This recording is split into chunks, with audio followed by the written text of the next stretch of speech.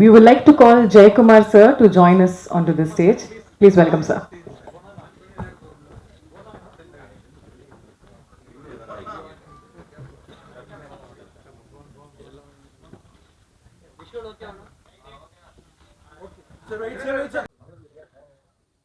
இங்கே கூடியிருக்கும் என் குடும்பத்தை சேர்ந்தவர்களே, மேடையில் அமர்ந்திருக்கும் பெரியவர்களுக்கும் இயக்குனர் அவர்களுக்கும் மேலுள்ள நடிகர்களுக்கும் தொழில்நுட்ப கலைஞர்களுக்கும் பத்திரிகையாளர் அன்பர்களுக்கும் என்னை ஞாபகப்படுத்தி கொண்டிருக்கிற யூடியூப்பை சேர்ந்த அன்பு சகோதரர்களுக்கும் மேலும் உள்ள அத்தனை நல்லுள்ளங்களுக்கும் இந்த இடத்தை அளித்திருக்கும் நிர்வாகத்திற்கும் என்னுடைய வணக்கங்களை சொல்லி நான் போனதான் எனக்கு இப்போ டேப்லெட்டில் சாப்பிட்டு படுத்தா தான் படுக்க முடியும் என்னால். எனக்கு வந்து 2 கால்லையுமே ஆப்ரேஷன் ஆகி நான் 2 வருஷம் பெட்டில் இருந்தேன். அப்புறமா இப்போ தான் நடக்க வந்துட்டேன்னு வச்சுங்க. இது வேற சொல்லிவிட்டா உடனே சினிமாவில் ஒன்று அவ்வளோதானே அவரால் நடக்க முடியாது போலடான்னு சொல்லுவோம். அதெல்லாம் நடக்கிறேன். ஏன்னா சினிமாக்காரன் மட்டும் தூங்கும்போது கூட கால் ஆடிக்கிட்டே தூங்கணும். அப்படி இல்லைன்னா போயிட்டோன்னு நினச்சி வேற ஆளை போட்டுருவாங்க. அது மாதிரி சினிமா.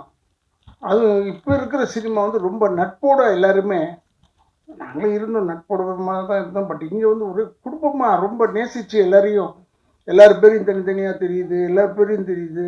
ரொம்ப ஒரு பார்க்குறதுக்கே நமக்கு ஒரு சந்தோஷமாக இருக்குது. என்னை வந்து கூப்பிடும்போது ஏன்டா என்ன கூப்பிட்றீங்க, இது பேசணுமா அதுக்காக கூப்பிட்றீங்களாடான்னு கேட்டேன். இல்லைன்னா நீங்கள் நடிச்சிருக்கீங்க இதில் மறந்து போச்சு. இது பார்த்தா ஏதோ ஒரு 2 நாள் ஒர்க் பண்ணேன்னு நினைக்கிறேன், ஐ டோன்ட் நோ. பட் இந்த டைரக்டர் ஏன் நான் பாராட்டுறேன்னா, ஜான் பிள்ளையாக இருந்தாலும் ஆண் பிள்ளையாக இருக்கிறார். ரொம்ப ஆள் சைஸ் தான் அப்படி. அதே மாதிரி தம்பிதுரை எப்பவுமே நான் பேசுவேன், இந்த படத்தில் ஏதோ அவர் தானே ப்ரொடியூசர், அவர் பேர் ஏன் வரல, ஏதோ ஒரு ஒய்ஃப் பேர் போட்டிருக்காங்க போலன்னு நினச்சிக்கிட்டே இருந்தேன். பார்த்தா படத்தில் கேரக்டருக்கு பேரே தம்பிதுரை. என் பேர் போடுறதில்ல, இல்லை எழுதுறதில்ல, இல்லை அப்போ கேரக்டர் பேரை வச்சிடுறோமா. இப்போ தம்பிதுரைன்னு ஒழிச்சிக்கிட்டே இருக்கும். ரொம்ப ஒரு நல்ல குரூப். பெரிய எல்லாருமே பத்திரிகையாளர்கள் எல்லாருமே சப்போர்ட் பண்ணணும் டு திஸ் குரூப். ஏன்னா இது மாதிரி படங்கள் வெற்றி அடைய இப்போ தான் ஒரு நல்ல பெரிய வாய்ப்பு வந்திருக்கு எல்லாருக்கும். நான் முதல்ல தம்பிக்கிட்ட கேட்டேன், ஐ திங்க் சரத்கிட்ட கேட்டேன், இதில் ஏதாவது பேய் இருக்காரான்னு. இல்லைண்ணா பேயெல்லாம் கிடையாது. ஆனால் ஒன்று இருக்குது, வெட்டுக்குத்து இருக்குது. ஏதோ ஒன்று இருக்கணும், இல்லை ஏதோ ஒன்று இருக்கணும். வெட்டுக்குத்தாவது இருக்கணும், ரத்தம் இருக்கணும். ஆனானப்பட்டு எங்கள் ரஜினி சாருக்கு வெறும் ரத்தமாக இருக்குது படத்தில், இல்லை அவரே ரத்தத்தை நம்பி எடுக்கும்போது நம்மெல்லாம் என்ன சாதாரணமான இன்னும் ஸ்டார்டிங்லேருந்தே ரத்தத்தை காமிக்கலாம், தப்பே கிடையாது. ரொம்ப நல்ல இந்த படம் வந்திருக்கும்னு ஒரு எதிர்பார்ப்பு இருக்குது. டெஃபினட்டாக தியேட்டரில் பார்க்குறதுக்கு இன்னும் பிரமாதமாக இருக்கும். இங்கே இருக்கிற பத்திரிகையாளர் நண்பர்களுக்கு சொல்கிறேன், தயவுசெய்து இது தேட்டரில் வந்து பார்க்க சொல்லுங்கள் ஜனங்களை. ஏன்னா இந்த இப்போ ஓடிடி பிளாட்ஃபார்ம் அது என்னென்னமோ சொல்கிறாங்க, இங்கிலீஷில் சொல்கிறாங்க. இதில் ஆனால் ஒரு பாட்டு அப்படி தான் பார்த்தேன், ஒரு பாட்டு ஆங்கிலத்திலே பாடியிருக்காங்க. எனக்கு புரியல யார் பாடியிருக்காங்க. அதுவும் நீங்கள் தான் பண்ணீங்களா? அது ஆங்கிலத்திலே பாடுறாங்க, அந்தளவுக்கு வந்துருச்சு இப்போ. ஸோ என்னடா டைட்டில் மட்டும் இவ்வளோ அசிங்கமாக வைக்கிறாங்களே படத்துலன்னு நான் யோசித்தேன். பார்த்தா பாட்டே ஆங்கிலத்தில் பேசியிருக்காங்க. ஸோ இனிமேல் நம்ம வந்து இம்ப்ரூவ்டு, அதாவது இந்தியாவுக்குள்ளே ரிலீஸ் ஆகலன்னா கூட பரவாயில்ல, வெளியே போய் ரிலீஸ் ஆனாலும் இங்கிலீஷ் புரியும்ல எல்லாருக்கும். அதனால என்னமோ தெரியல இங்கிலீஷில் பாட வச்சுருக்காங்க. I am not against English.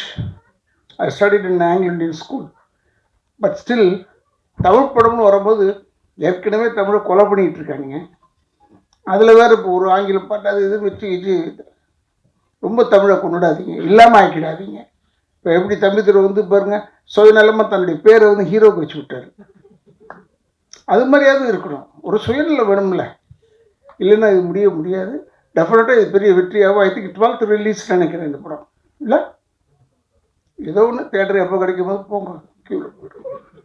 ஏன்னா இப்போல்லாம் பேப்பரை திறந்தால் போதும், டெய்லி 2 படம் பார்த்துக்கிட்டே இருக்கோம். அது மாதிரி இல்லாமல் இந்த படம் பெரிய வெற்றியாக அமைய வேண்டும்.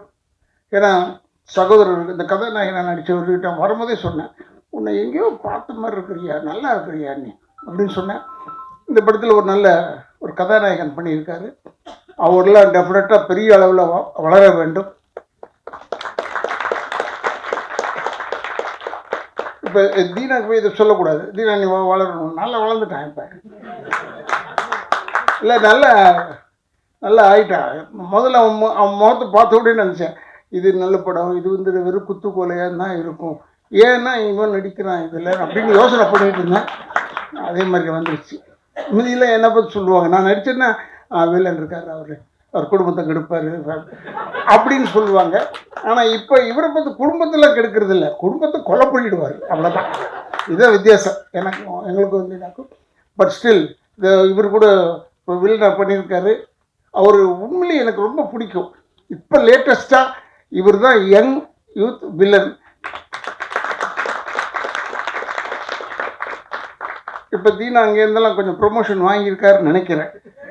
ஏன்னா நான்லாம் ரொம்ப ப்ரொமோஷன் வாங்கி ரொம்ப தூரத்துக்கு போயிட்டேன்.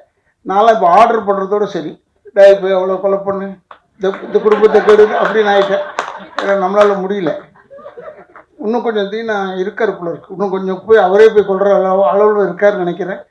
But anyway I really appreciate. நம்ம ஏன்னா சில பேர் முகத்தை பார்க்கும்போது நல்ல व्यक्तिயை கூப்பிட மாட்டாங்க பொதுவாகவே. என்ன அச்சமில்லை படம் பண்ணும்போது டைரக்டருக்கு கேபி சார்கிட்ட போய் நான் எப்பயுமே அட்வான்ஸ் வாங்குறது அவர்கிட்ட வாங்குவேன். படம் தர மாட்டாங்க, இருந்தால் கூட அவர்கிட்ட தான் போய் வாங்குவேன், சண்டை போட்டாவது வாங்கிடுவேன். அது ஒரு ஒரு எனக்கு ஒரு ப்ராக்டிஸ். நான் ஃபஸ்ட்டு படம் மண்மொழியிலேருந்து அவரோட ஒர்க் பண்ணிகிட்ருக்கேன். அப்போ அவர்கிட்ட போய் கேட்டேன். நான் கேட்டதுக்கு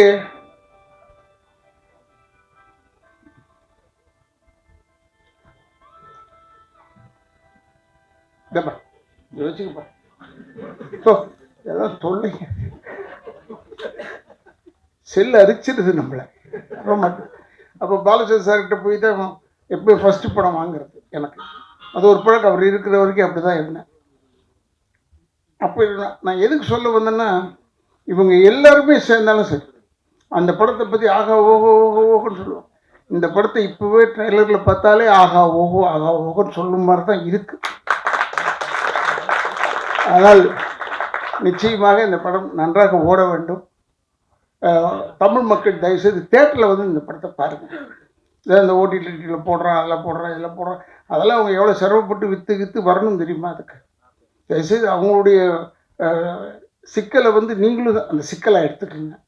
எடுத்து தமிழ் வாழ வேண்டும் என்றால் இந்த மாதிரி தமிழ் படங்கள்லாம் நீங்கள் வந்து பார்க்க வேண்டும்.